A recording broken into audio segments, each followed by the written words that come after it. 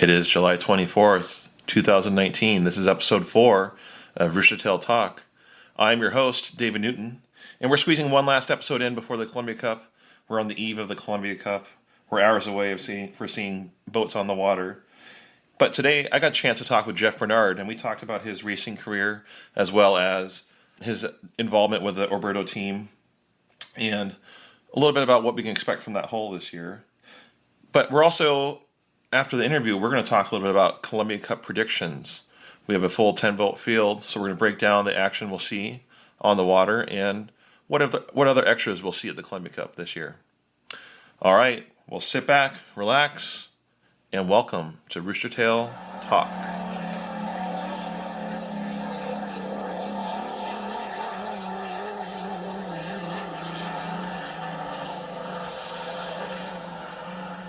Well, welcome to Roostertail Talk, Jeff. How are you doing today? Good. How are you doing? Doing well. Thanks for having me. Doing well. Yeah, thanks for being on here. Is this your first podcast? No, we did a couple. BJ Maduri's got one in the inboard ranks back east that done with him, and so this is probably my second. Yeah. All right. So you have a little bit experience with your the podcasts. Well, only a couple days away from the Columbia Cup, and you tested last week on Lake Washington. How did the test session go for yourself? It went good. We got some seat time in the boat, which was good. Figured out some stuff that we needed to move around in the cockpit. That's what we're doing today, is building a new seat, get me down lower in there and a little bit more leg room. But it was just a shakedown run. Mike had the boat pretty turned down. Okay. Really easy to drive. Looking forward to him turning it up on Friday in Tri-Cities and see what it will do. It's been a while since been in a boat quite like this one. It's unbelievably easy to drive on Thursday, so we'll see once they said we're about 300 horsepower down. So we'll see what the differences that makes once they start tuning it up. All right.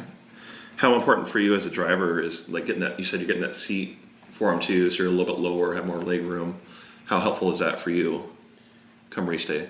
Well, it's as comfortable as a driver can get is probably the best for the driver to get the best out of them, in my opinion. I had a lot of issues with leg room. That was part of a little bit of the issue.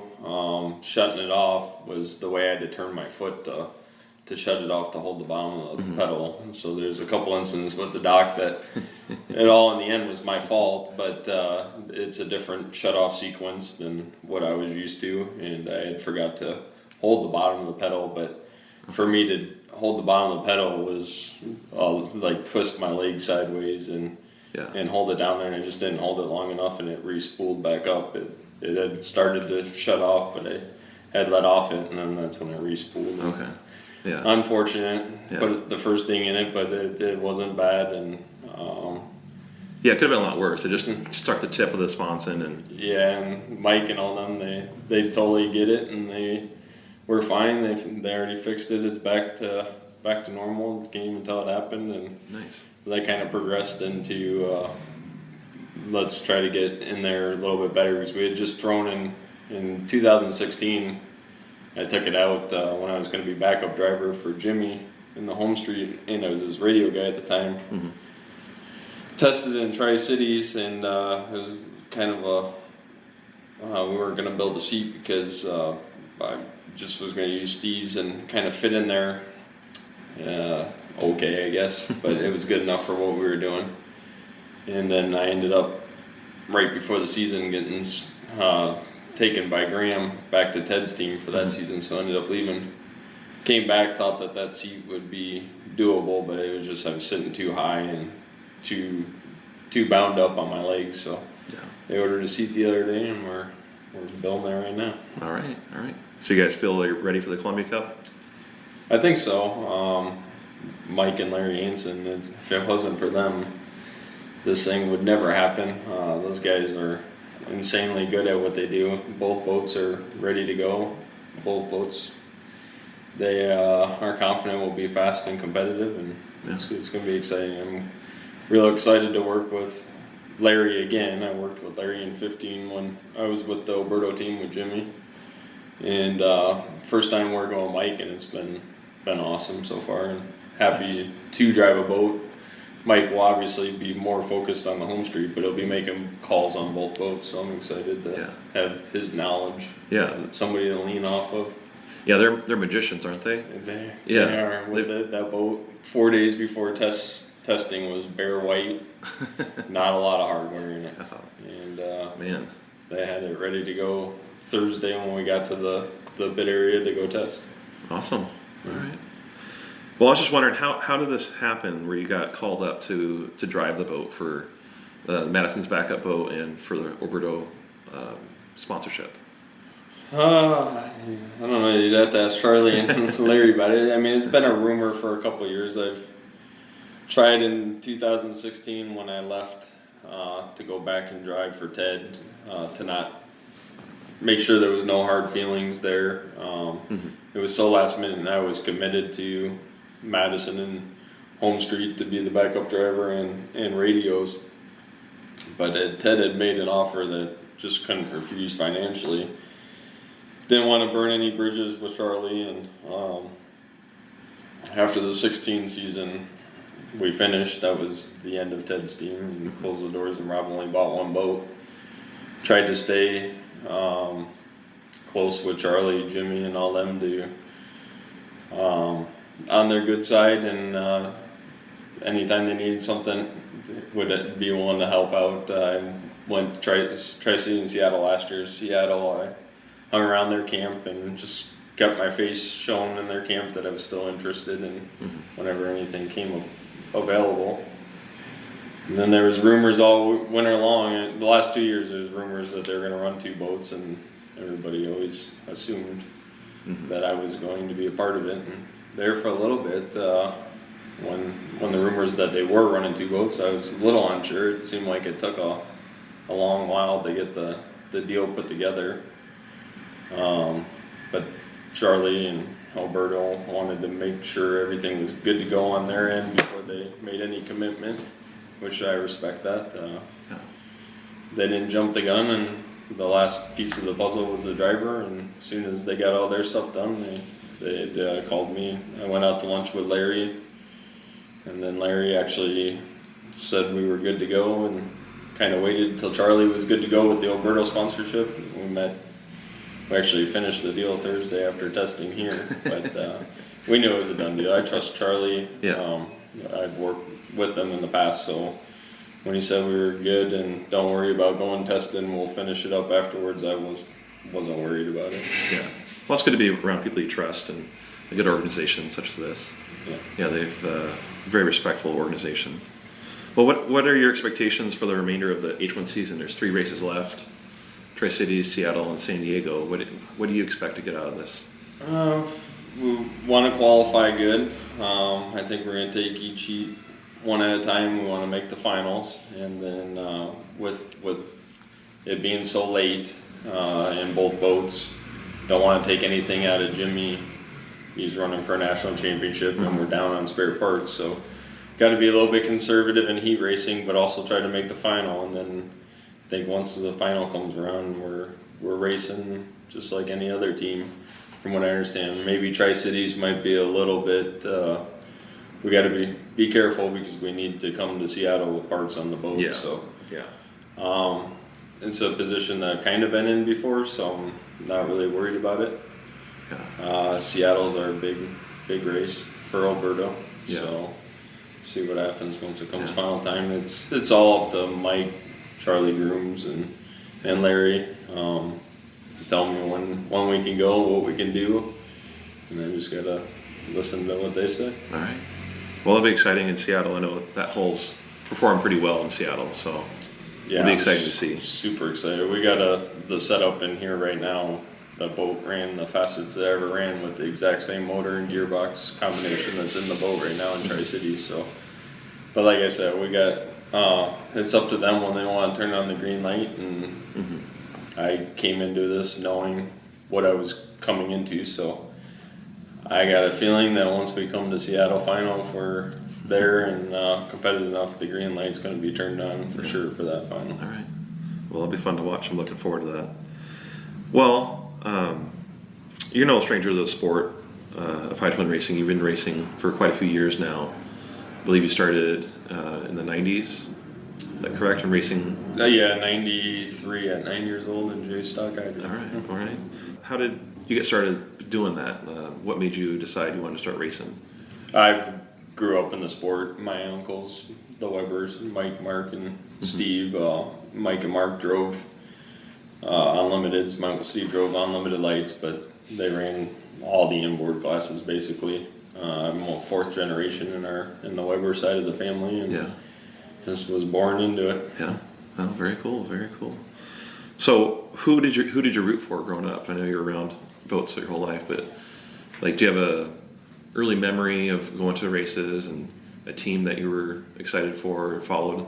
Well, I grew up in Detroit. I moved out here when I was a freshman in high school, so I'm a Michigan boy. And when I was little, my uncles weren't to the Unlimited yet. They weren't to the Unlimiteds till the late 90s, so Mark Date was always obviously a favorite from a local hero in Detroit, and rooted for him. And then Jimmy King, I went to a lot of inboard races, and GPs were always our focus back east. Unlimited, we only saw once a year, so we followed GPs. So I was a huge Jimmy King fan in the GP class. So it was kind of cool. Yeah.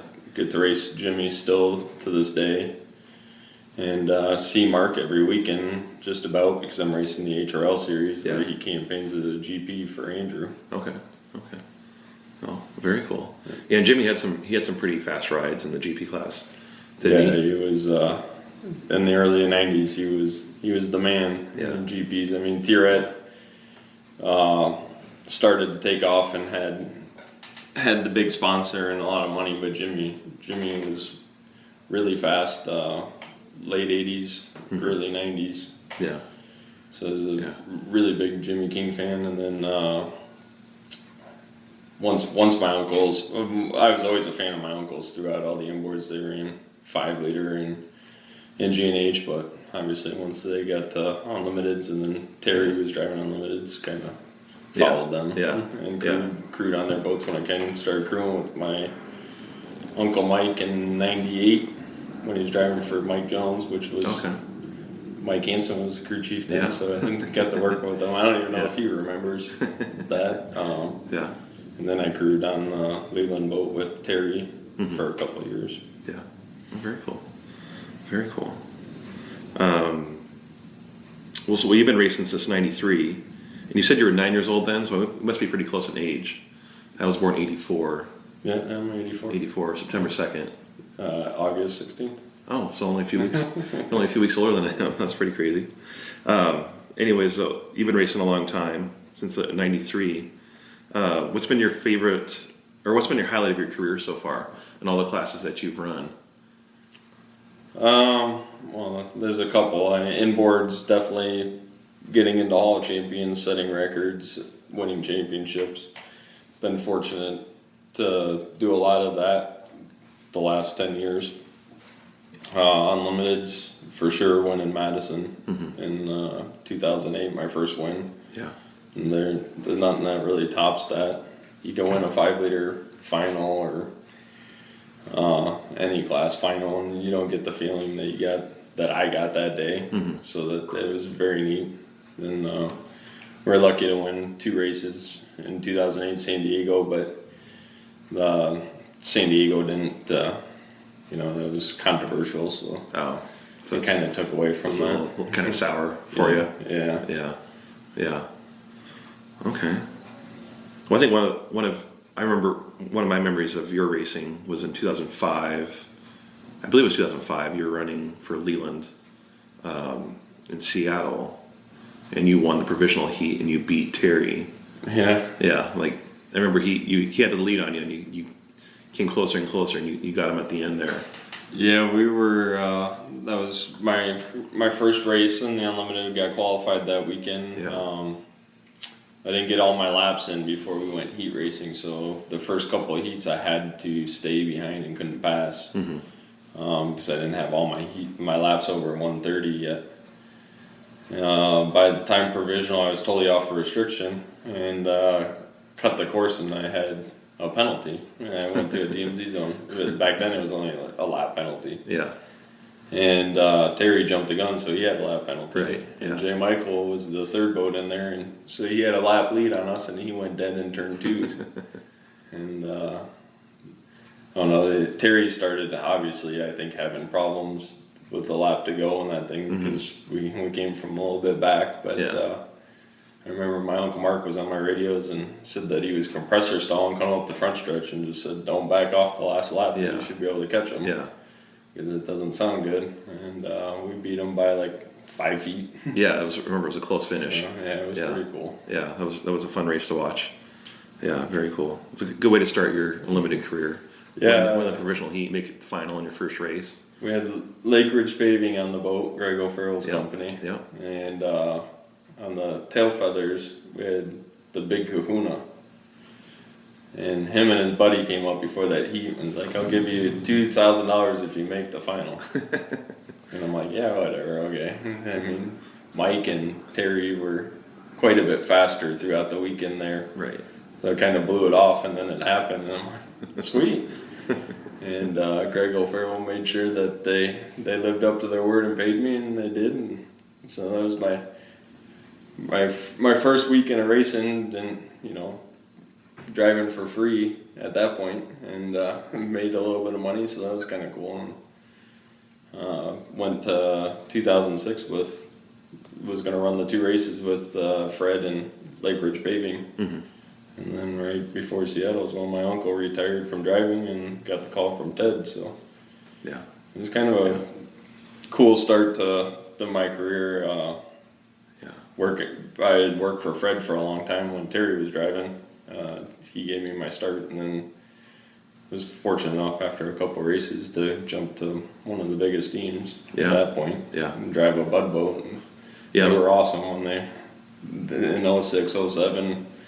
In 08, they were really good to drive, and then it kind of fell apart with the crashes and stuff. The equipment was just never the same after that. Yeah, but in those first few years, the equipment was fresh, and they were pretty good boats to drive. I bet you walk in the truck and you're just in awe. It's really cool. Yeah. So with all the classes that you race in, what's your favorite class to race in? What's your favorite class to drive a boat? The class I race the most is now called Hydro 350 5-liter. It's always been, in my mind, the most competitive class, the most aggressive class. And it's just kind of the class that I was born into. My uncles all drove it. We've always had a 5-liter, whether they owned it or I drove for somebody else almost consistently. Every year I drive a 5-liter in a race. Right now I'm driving Hydro 350 in HRL for an owner, and just a neat class. But starting to dabble into GP, I drove a UL in the GP class in 2008, so it was on UL power down to 80%. This year I drove a full-blown GP a couple times back in HRL, and I can see that class being one of my favorites if I was driving all the time. Yeah, it's a really neat class. There's nothing like the power to weight ratio in that class. Yeah, it's pretty gnarly, isn't it? Yeah. They beat you up. They get your attention a lot more than the Unlimited. Yeah. I was watching some video from Valleyfield. They got some pretty good racing on over there, huh? Yeah, I was the team that I'm backup driving for, the Ron Thompson's GP35. I got to test in Cambridge and then ran a heat in Cambridge. We were fortunate enough to win that heat. And he gave me an opportunity to go out and test in Valleyfield, which was awesome. Just to drive a GP around on that race course. Yeah. The course itself is probably one of the best races in North America. And GPs are like everything up there. So to be able to go out and do some laps, even though it was testing, was really cool. Yeah. Well, I have to ask this question. It's kind of a fun question, but thinking about getting out on the race course, I know if you watch baseball, when the batters come out to the batter's box, they always have a theme song. So if they played a theme song as you got out on the course, what would that be for you? The other day at my daughter's birthday, Jimmy was saying that they brought that back. They actually had that one of the years before qualifying. They play a song. Okay. And Jimmy's like, you got to pick a song. They're doing that again. And right now, I have no idea. Before, it was AC/DC Thunderstruck is what they played when I would come out for qualifying. Okay. I don't know if he was serious because they haven't asked me anything. I hope they don't ask me in Tri-Cities, and because I haven't really given it any thought. So right now, I don't even know. But it's funny you asked that just because he brought that up just on Saturday. Well, that's funny. I didn't know that. Well, it'd be kind of cool for the fans if they did that, something like that. Yeah. It might be AC/DC's Thunderstruck unless you come up with something else. Yeah, I'd change it up. That was old days, old memories. So we got to figure out something new. I probably should start thinking of it if it's true that they're gonna actually do it. All right. Well, we have a question here from a listener, Steve Galtieri, from West Palm Beach, Florida, and he was asking about racing this number 2 hole. He was curious if you're going to be using all the backup equipment, or if you're going to be getting some of the top gear when you're racing this weekend or in Seattle. How that's going to work out with the 2 boats and all of the equipment you guys have. Or if you're allowed to say what you guys are going to be using. Well, the caliber team that this is, I don't know. They might be their backup equipment, but I don't know if there's any difference, if that makes any sense. I think all their stuff is top notch. Yeah. Like I said earlier, Mike and Larry are the best in the business. Larry building the gearboxes and motors. I don't know if, I'm sure there's differences between motors, but like I said, what's in the boat for Tri-Cities, they ran 166 mile an hour lap in 2014 with the exact same combination in that boat. Yeah. So I don't think. Yeah, there's not really bad equipment to be using, right? Yeah, the same motor number. I mean, this motor is not the same as when Jimmy ran that. It's a brand new, or all new parts in it. It was kind of worn out and been completely gone through. So I guess we'll see once we go to Tri-Cities if it's the same or better as it was then. And my guess is with Mike and Larry, it is. Oh yeah. The boat's not in horrible shape, but there's some issues that need to be fixed on the boat down the road, and that's why they built their new boat. But to me, it's still one of the best boats out there. Yeah. Most competitive boats. I'm no issues with the way it stands right now. I mean, if they had their way, they cut the sponson off and put a new sponson on it. Oh, really? When Jimmy stepped out of that boat, it was winning. Yeah, it was. It was right. It was top of the class. So I got no issues with what they're doing. I don't think that I don't know if they have bad equipment. Yeah. The biggest thing is we don't have wings and fairings now because their backups are on that boat. So in that sense, with wings and fairings, yes, we got the backup stuff. Yeah. But I'm pretty sure they build it the same for whatever. We just need more of it if we continue this. Yeah. Okay. Well, you say that there's a couple issues with the boat. Are they major issues to Larry and Mike, or are they kind of minor things that kind of add up overall? I think when if I remember right, they said that when Dave and Steve crashed at Madison, the spar's a little bit bent if you look at it. You'd really have to look and know what you're looking at, and it's really hard to tell even on the trailer. When it's on the floor, you can see it if you know what you're looking for. Yeah. The that left sponson's been repaired. It's where the Steve and Dave and Madison, that was the sponson that took the brunt of it. It's also the sponson where Jimmy and Dave and Tri-Cities took the brunt of it, so that sponson's quite a bit heavier than it was once it was built. But like I said, last year they put that boat away winning, right, and brought out the new boat. Yeah, it's definitely no slouch. So I don't think they needed to build a new boat, and when they got this hydroplane zinc and all the parts were there, and that's what they wanted to build a new boat, so they built it. But I think they could have still won with the boat that I'm driving. Oh, definitely. Well, awesome. Very good. Well, I know you're a busy man and you have to actually head out to work right now. I got to go down to Boeing, put some hours in there. So you're on your second shift for the day, I guess? Yeah, or third? I don't know. Being on second shift right now because you come down to the boat shop first and you don't want to leave to go to work. Yeah. Or when you're on first shift and come to the boat shop, at least you leave when you're tired and want to go home and go to bed. But being on this end of it, I never want to leave when it's time to go to work. Yeah, We got one more day down here tomorrow, and then the boats will be on the road. They're all pretty much ready to go. Just some buttoning up in the cockpit. Okay. Can't wait to see what the Oberto Super Salami does in Tri-Cities, and really excited for Seafair. Oh, good. Yeah, I'm excited to see it out there. I'm excited that you're back into the Unlimited rinks, Jeff, and I think it's going to be fun to watch you this weekend. Yeah, I appreciate it. Yeah. Thank you. All right. Well, thanks again for being on the podcast. We appreciate it, and we'll see you in Tri-Cities. We'll be there. All right. Thanks, man. All right. Well, I can't thank Jeff enough for taking time out of his really, really busy schedule to do this interview today. Really appreciative of that, Jeff. Thank you so much.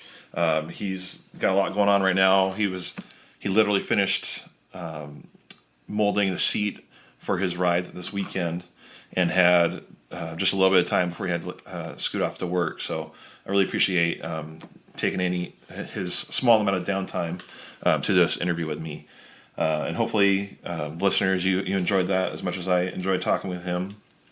Super nice guy, and I think, I'm really happy that he's back in the Unlimiteds, and I think we can see some good racing from him in the future. All right, well, let's move on. Let's talk about the Columbia Cup, because it's Columbia Cup Eve over in Tri-Cities. I know a lot of people are just getting really antsy and excited over there. It's like Christmas Eve for them right now. Today, the boats should be getting in place. So it's like they're putting the presents underneath the Christmas tree, but instead of that, they're putting the hydroplanes underneath the burning tree, right? So Jones Racing should be down there underneath the burning tree after their victory from last year. But there's going to be a lot of exciting things going on this year. They're going to, of course, they have the Unlimiteds. There's 10 Unlimited hydroplanes racing, but there's also going to be the Grand Prix edition, as they've been there for years.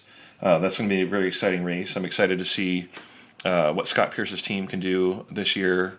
I feel like from what I've seen, they've had some malfunctions and some anomalies there that hopefully they've got fixed and can present a good show with Jamie Nielsen driving. Also, Hop Racing, they're always cream of the crop out there. I heard Brent Hall is going to be driving one of the hulls, so I'm excited to see him out there on the water again. But also the Blown Income Racing, that team that kind of dominated last year, really think they're going to have a pretty good duel out there this year. So that'll be really fun to watch. And I also know that the vintage boats are going to be there again from the Hydroplane and Race Boat Museum. I know that's a fan favorite. Everyone kind of crowds the shorelines once you hear the roar of the Merlins and the Allisons head out there on the water. And they're going to have, I believe, 5 boats this year. I heard rumors that both Atlas Van Lines are going to be there and be running on the water, and that's going to be the first time ever that these two hulls ran on the water at the same time. So it's going to be a first for the Columbia Cup and another treat for the fans. I've also heard the Pan Pac Wing Wonder will be there, as well as Dixon Smith's Miss Bardall. And the Evans brothers, I believe, are going to bring over the Breathless 3, that's what they called it, right? Or was it the Blue Chip last year? So I believe that's going to be out there. So we're going to have a full field for the vintage boats. So it's going to be another exciting treat for the fans. So let's listen in on a little preview of the sound we're going to hear this weekend.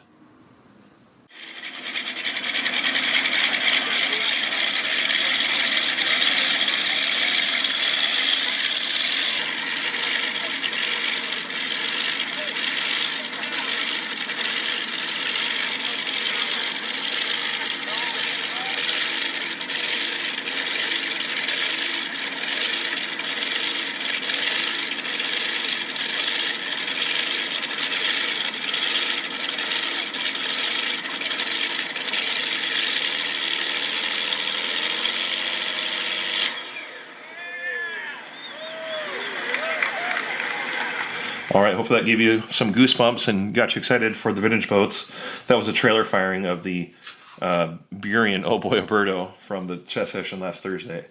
Hope you enjoyed that. But you're going to hear a lot of that this weekend.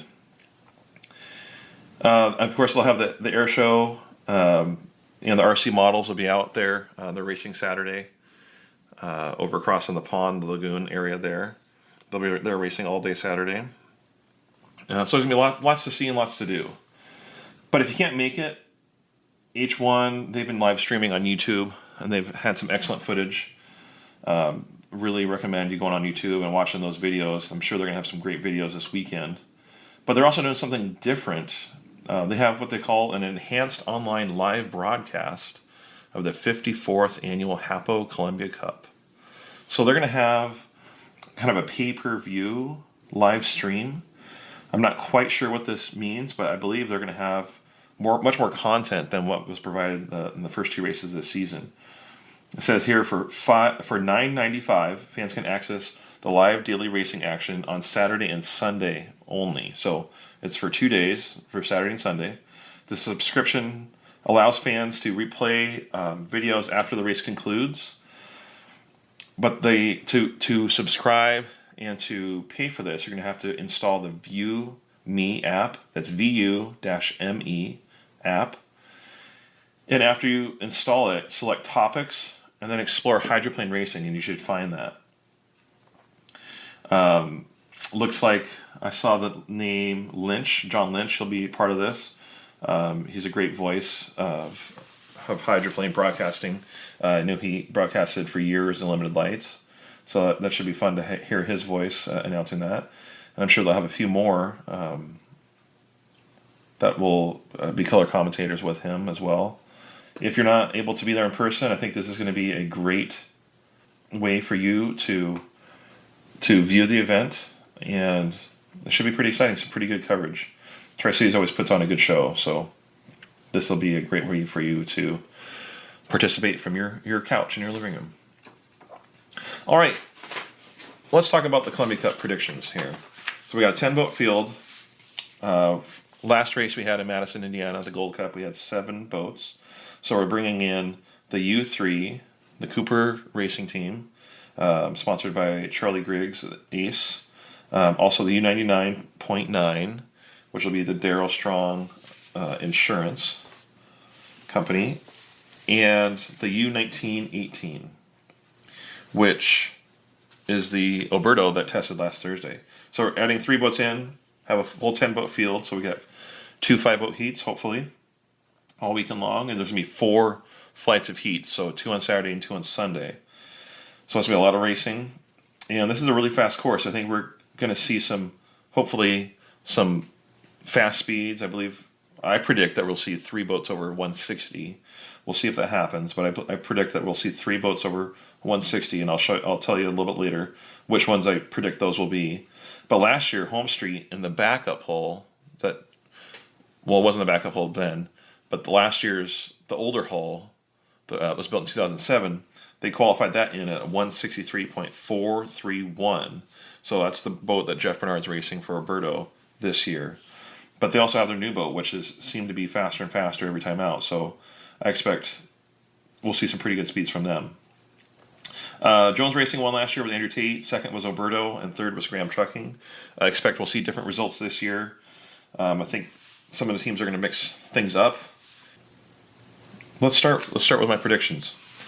So we have 10 boats, as I said, and I grouped the boats into 3 different categories. So I have back of the pack, but we're glad that you're here boats. So both filler boats that are not quite there to be in the hunt yet.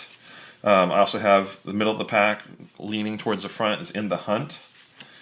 And then finally I have the at the top boats. So boats that are at the top in any given time, they have what it takes to win. So in the back of the pack, but make sure you know, we're glad that you're here.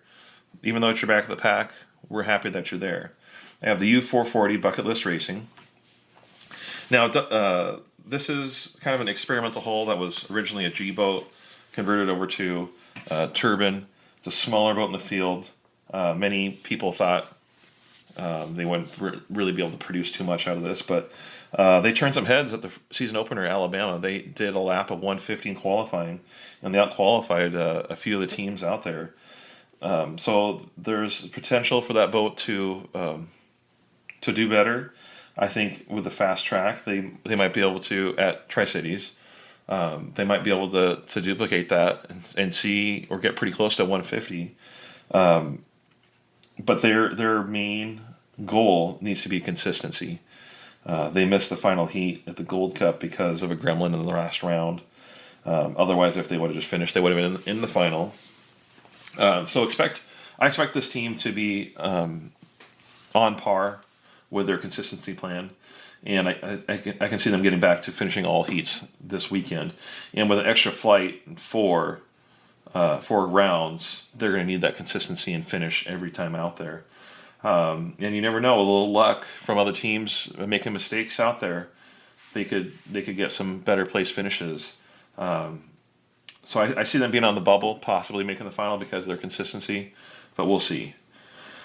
On the other boat in this category, I have the U98 Graham Trucking 2. So this is the backup hull for the Graham Trucking team.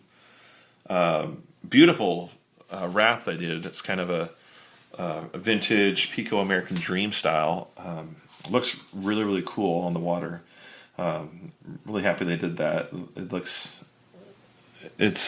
I give you kudos to that. It looks really nice. But this was a hull that was last raced over the past few years as a Miss Rock.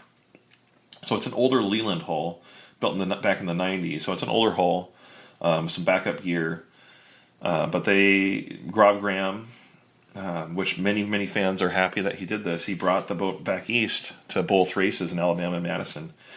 So it gave Corey Peabody some time behind the wheel out on the course. So he had some time to get accustomed to the boat, get better suited for the unlimited class.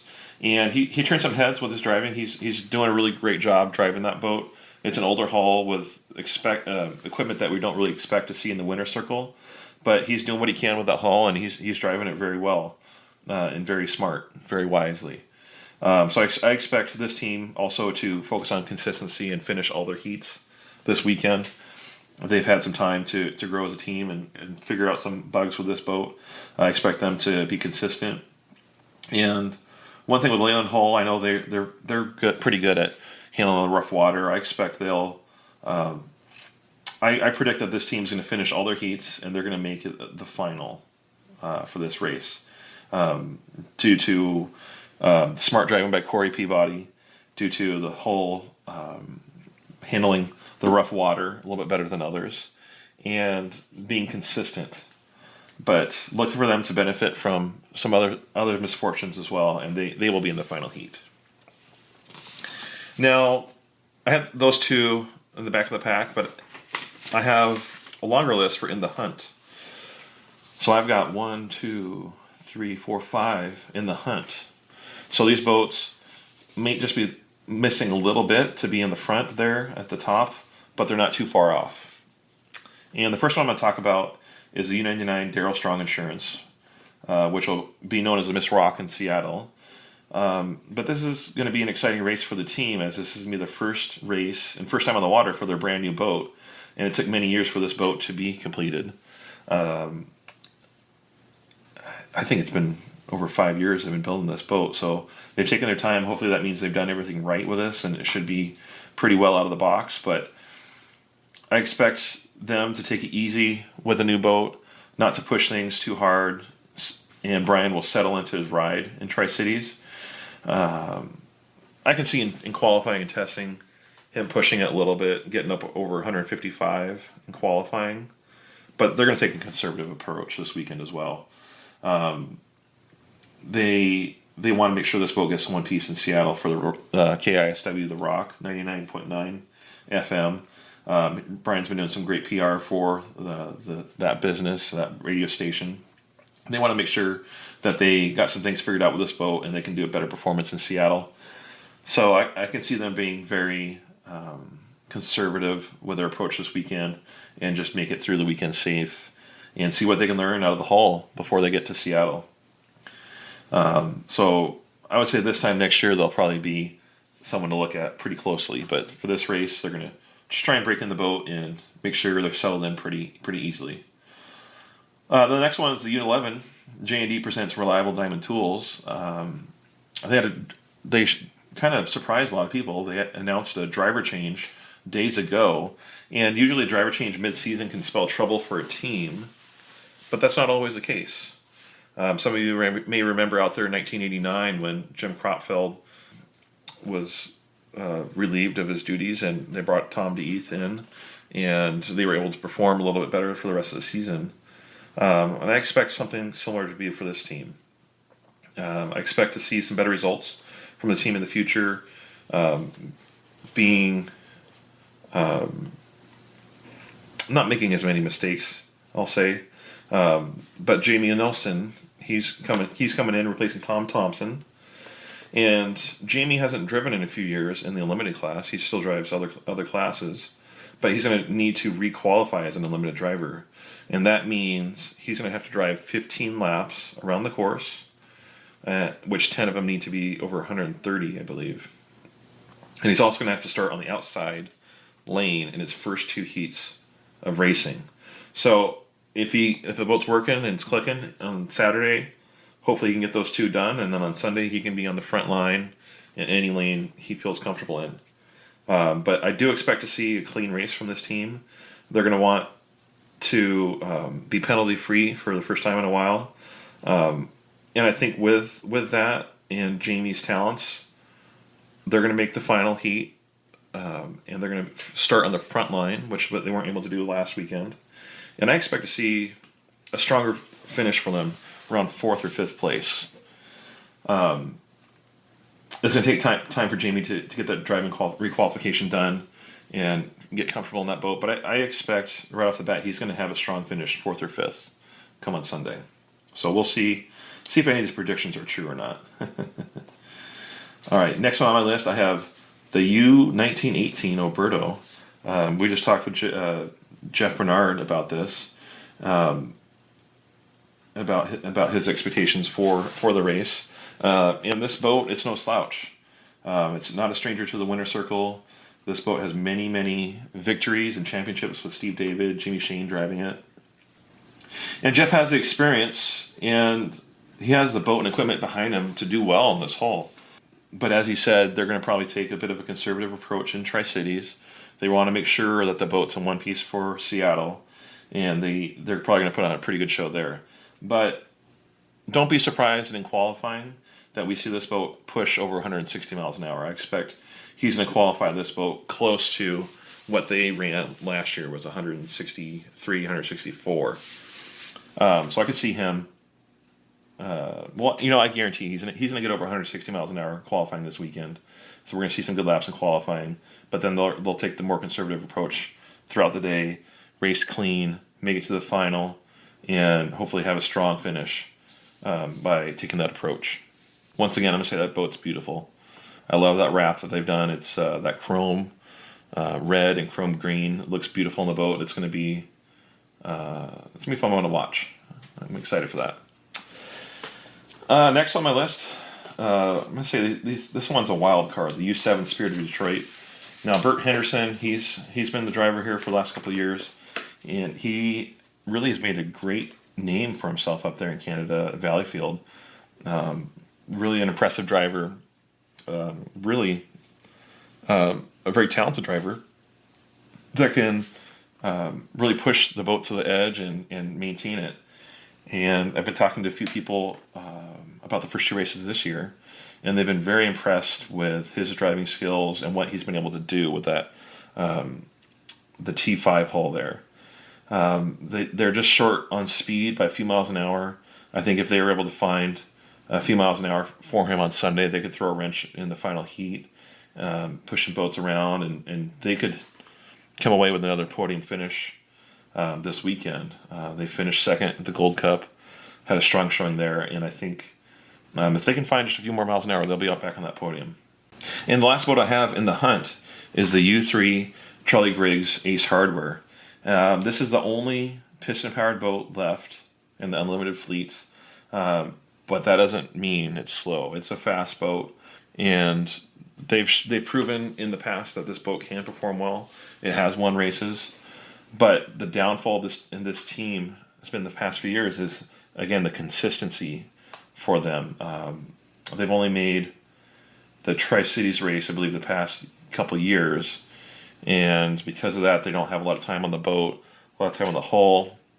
They've been able to save their engines and have plenty of time to tweak those engines where they need it to be, but without having the boat on the water, they haven't really been able to do too much improvements. And also have Jimmy King have much seat time in the boat to be comfortable for this race. He has a first-class driver, a lot of experience, so he doesn't need but a few laps to get comfortable in his ride. But I would still feel more comfortable if he had a few weekends in the boat to give it its best performance. But as I said, the consistency over the past few years has been an issue. They've had some issues with some of their engines, the Allison engines, the World War II turbocharged Allison engines. And I feel like this team has had strut issues as well over the past few years, and as well as some fiberglass hull issues. But if they can hold out, I expect this team to be on the podium Sunday. They've surprised people with some strong finishes the last few years, but they've also had that consistency issue as well and had to withdraw early on. So if they can hold it together, I think Sunday they'll be on the podium. But it's a 50-50 shot with this. It's a wild card. But the one thing I guaranteed, everyone on the shoreline is going to be cheering for this boat when it's out there. It's definitely a fan favorite, and probably has the biggest fan base out there on the shoreline. All right, so the last three, you probably know who they are, but these are the cream of the crop. They're at the top. I've got the U12, U1, and U6. So I'm going to start off with the U12 Graham Trucking. This is one of the older Budweiser hulls. But they have Jay Michael. He's a first-class racer, first-class hydroplane driver. And Jay Michael, he's continued to show his dominance in the starting game. I think he has real estate in lane one on any course that he's on. He shows time after time again that he can get lane one and stick it there and have a great start. He's almost had it lane one every heat this year. I think the only time, or one of the only times this year, was in the final heat of the Gold Cup. Not quite sure what that was, but again, I think that was a fluke mistake that happened to him. But I expect him to put on a really good show. And they're just a little shy of the speed that the home street has. But driving-wise, and well, I'd say driving-wise, they're right there with home street, and they can put on a show. I'm sure they have a few surprises up their sleeves for Tri-Cities. But I expect this team to be a threat, driving-wise, racing-wise, to the home street and Jimmy Shane. Next, I have the Jones Racing team, last year's national champions. Andrew Tate's back. He's driving, and he's driving lights out, as always.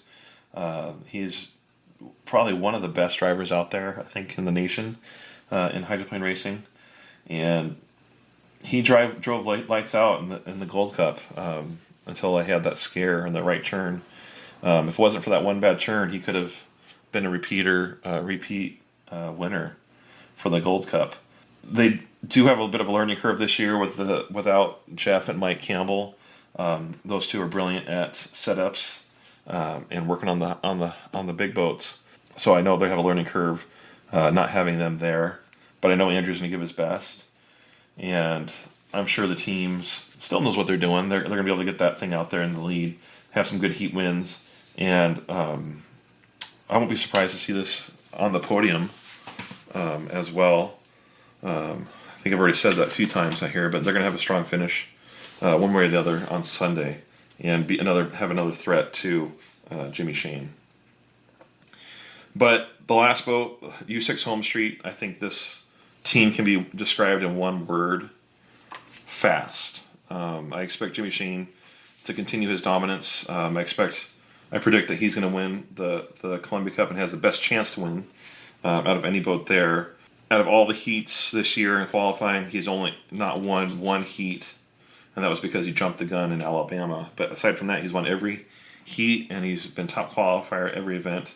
He'll probably take top qualifier here. I'm thinking he's going to break 165. We'll see on Friday if he can do that or not. But I predict they're going to have a 3-race win streak going into Seattle.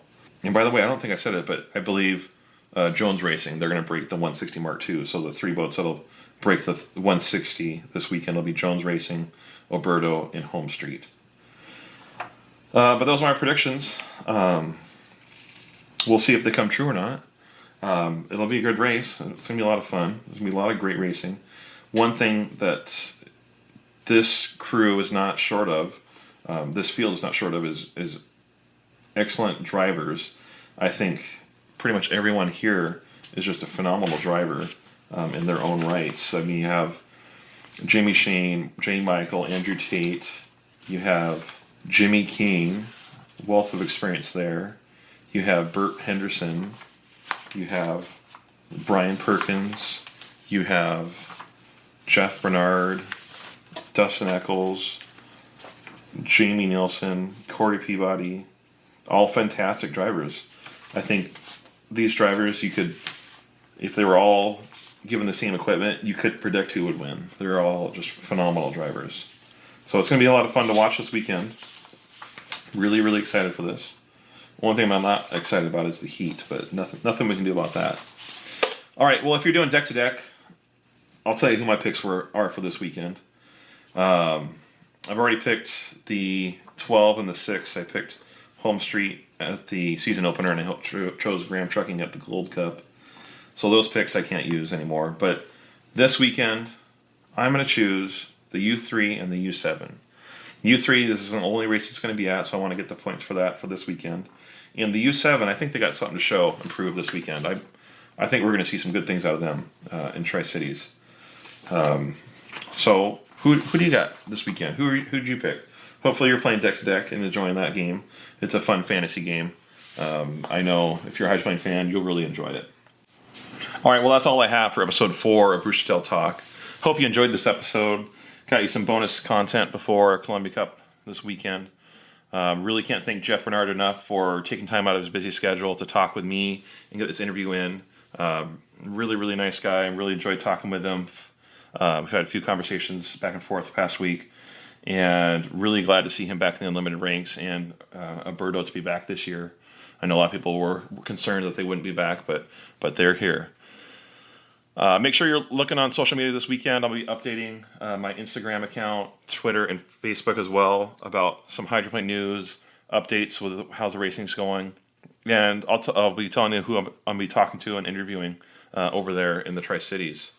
Also, don't forget to subscribe on your podcast app. By subscribing, you get notifications on any new episodes, and you also let me know that you're listening out there. Also, listeners, thank you for all the positive feedback. I'm blown away all the emails and private messages I've gotten so far in this journey. We're only 4 episodes in, and I couldn't be happier with the response I'm getting. I'm really surprised looking at the data on the podcast site of where people are listening from. It shows me, I feel a little bit like Big Brother by looking at this, but it shows me the countries and cities people are listening in from, and I'm seeing people all around the United States, Washington, down the coast, Oregon, California, over to the east side, Florida. There's people in Kentucky, of course, in Indiana, Ohio, up in Canada. But I was really, really surprised to see people. There's people in Mexico, Australia, New Zealand, France, the Netherlands. So there's people all over there listening to this right now, and hopefully we can continue to grow this and just share more stories of hydroplane racing and share our love for this sport that is just so much fun. All right, well, that's enough of my rambling. So until next time, I hope to see you at the races.